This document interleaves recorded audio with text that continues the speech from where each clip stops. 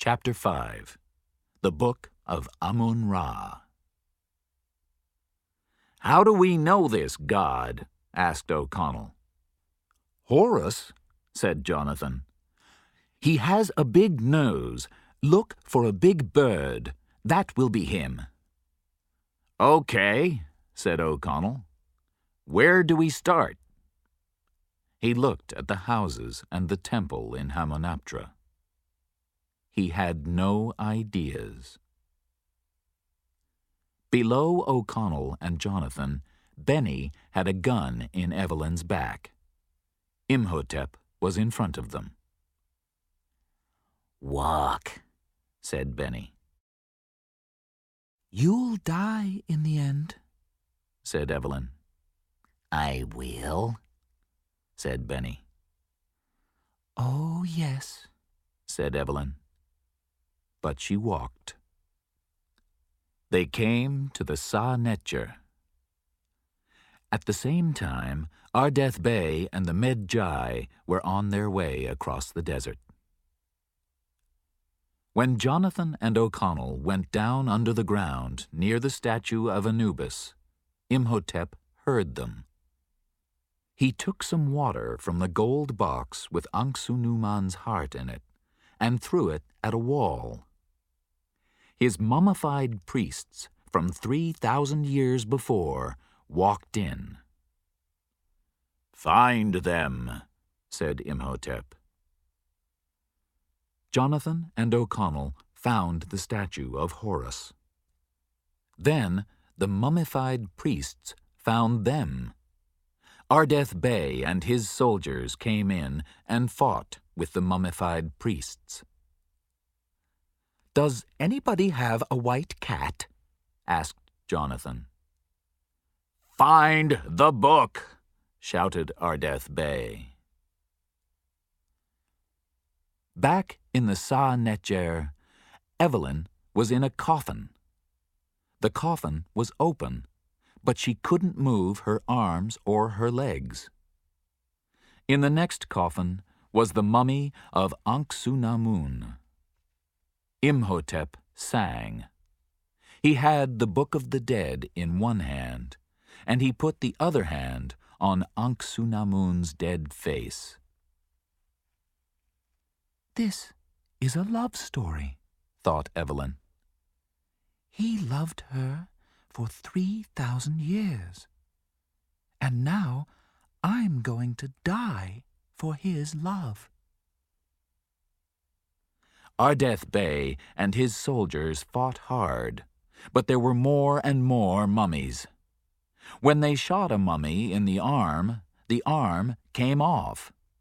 Then it fought too.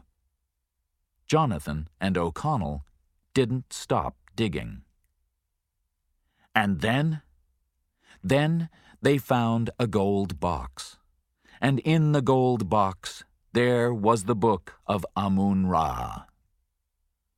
It was beautiful, but they couldn't look at it now. "Take the book and help the girl," Ardeth Bey shouted. Imhotep read from the Book of the Dead. "When you die," he told Evelyn, "Anksu-Namun will live, and I will never die." Anksu-Namun's eyes opened. Imhotep opened the coffin and took a knife. He stood with it over Evelyn's heart. This was the end. Suddenly, O'Connell and Jonathan ran into the room. Imhotep turned to them. "I found it, Evie!" Jonathan shouted. He showed her the Book of Amun-Ra. "I found it!" "Stop talking!" Evelyn shouted at her brother. "Get me out of here!" Imhotep put the knife down and walked to Jonathan. "Open the book, Jonathan!" Evelyn shouted. "That's the only way!" Jonathan tried, but he couldn't open it. "Is there a key?" he asked. Imhotep smiled. He had the key. He moved nearer to Jonathan. O'Connell took a sword from a statue's hand and started to cut into Evelyn's coffin. Imhotep's going to kill Jonathan, thought Evelyn. She thought quickly. Jonathan, are there any words on the front of the book? Jonathan ran away from Imhotep and looked at the book at the same time. "Words?" he said. "Yes." O'Connell started to break the coffin. Imhotep turned and called the mummified priests back into the Sa-Netjer. Jonathan tried to read the Egyptian writing on the front of the Book of Amun-Ra. Why didn't he listen carefully in Egyptian classes at school? O'Connell pulled Evelyn from the coffin. Jonathan read the words. "Rashin Ulu Kashka," he said. The big doors to the room opened. 10 mummified soldiers walked into the room. A new kind of mummy, worse than the other soldiers. "Tell the soldiers that you're the boss," said Evelyn. "Who? Me?" said Jonathan. "Finish the words on the front of the book, you stupid boy." "Oh, yes," said Jonathan. "The book! The book!" Above Jonathan, in a room full of gold, Benny was a happy man. Here was the gold of the pharaohs.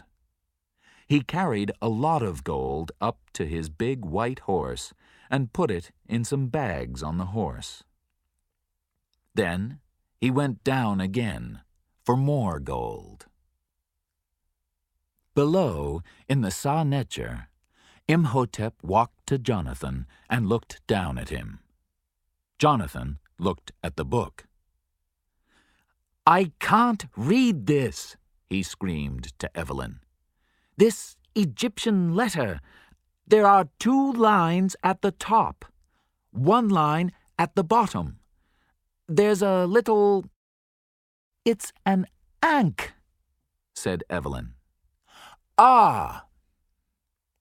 Soldier mummies fought with O'Connell. He was on the ground. Their swords were above him. "Hutash im Amenephus!" shouted Jonathan. The soldier mummies stopped. Imhotep looked back at them. The soldier mummies looked at Jonathan. "Why are you looking at me?" Jonathan asked them. "You're their boss now," shouted Evelyn. "Tell them." "Tell them what?" said Jonathan. Ankh-Su-Namun started to get up from her coffin. She wanted her life. She hit Evelyn again and again. Evelyn screamed. "Jonathan!" screamed Evelyn. "Tell the soldiers! Stop her!" "Oh, yes, right," said Jonathan. And then, "Fakushka Ankh-Su-Namun!" Ankh-Su-Namun took her knife and put it above Evelyn's heart. But the soldier mummies jumped across the room and killed her. Imhotep screamed when he saw the love of his life die again. He jumped on Jonathan and took the Book of Amun-Ra from his hands. "Now you die," he said. O'Connell ran across the room and cut Imhotep's arm off with the statue's sword. Imhotep smiled. Nobody could kill him. He took Jonathan in his other hand. "Okay, so he can fight with his left hand," said O'Connell. But the Book of Amun-Ra was now on the floor, and the key was on the floor too. Evelyn got out of the coffin and ran to the key. She opened the book. O'Connell pulled Imhotep away from Jonathan. Imhotep turned and threw O'Connell across the room. Evelyn looked into the Book of Amun-Ra. "Can you fight with Imhotep for 3 or 4 minutes? Please," she shouted to O'Connell. Imhotep threw O'Connell across the room again with his one arm. "No problem," O'Connell answered. Imhotep took O'Connell's sword. "You are going to die," he said. Evelyn read from the gold book. "Kadish Mal," she shouted. "Kadish Mal, Parid Us, Parid Us." Imhotep turned. He was very afraid. How did she know these words?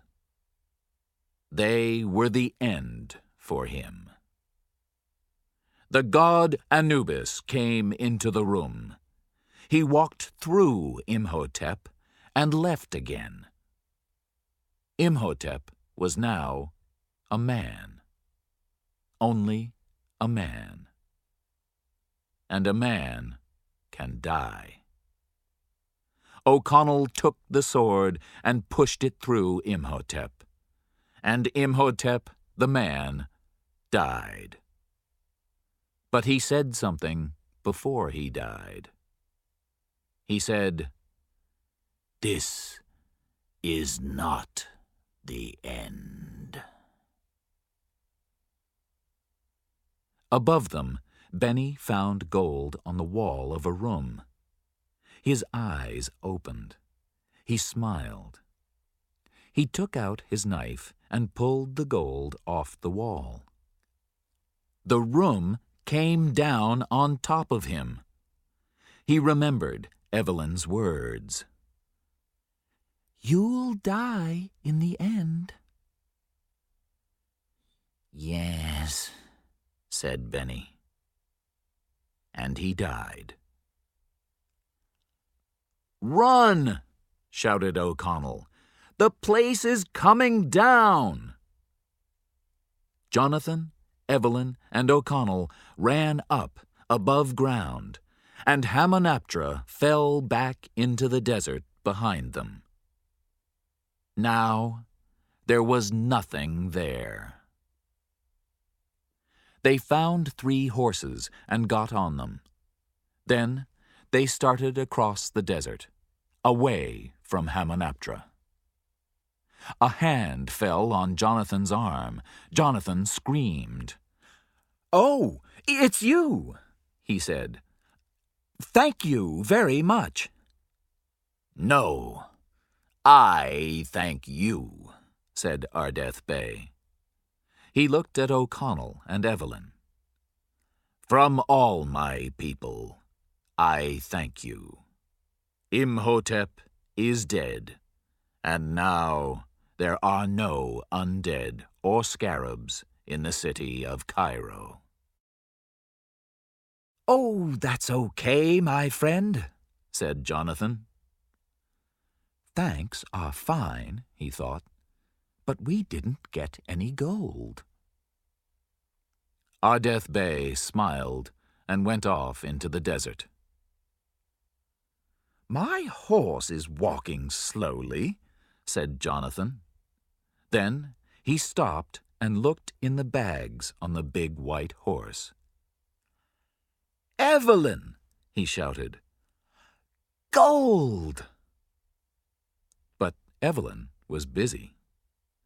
She put her arms around O'Connell, and they kissed. maybe this wasn't the end.